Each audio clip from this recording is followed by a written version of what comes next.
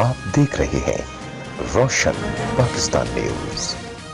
मुश्ताक सरकी ने मीरपुर साकरो और धाबेजी में दावती मुहिम देते हुए कहा है कि 2 जून को सिंध सेक्रेटरीट कबूतर चौक पर होने वाले धरने में सिंधी अवाम भरपूर शिरकत करे और अपने हुकूक पर डाका डालने वालों को बेनकाब करे जिन्होंने चंद टकों की गवज सिंधी हुकूक को बेचा है।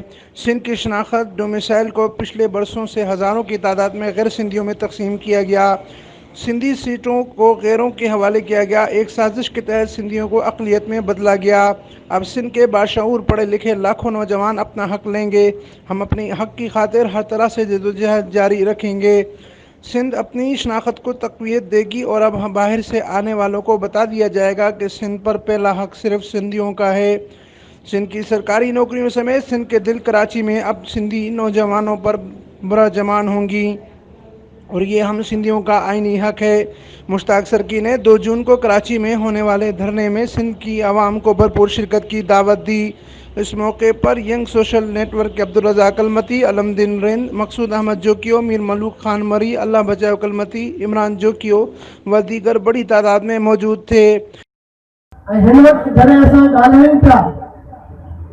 मेन रोड आई धाबेजी जो मेन मार्केट है पर जॾहिं ॻाल्हि कबी ॿिनी त अफ़सोस आहे चवणो पए थो त धारा हिते काबिज़ थी चुका आहिनि हिन इलाइक़े में पहुची चुका आहिनि।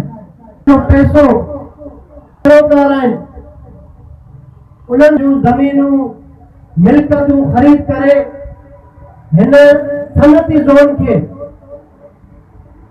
कब्जे करण जी कोशिश कई आहे।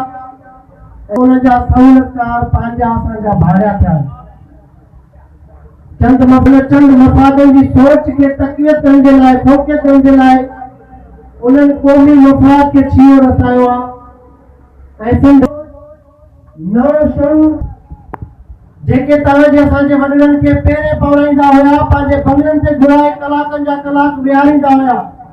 अमीन फारूकी, रोशन पाकिस्तान न्यूज़, ठट्टा सिंध।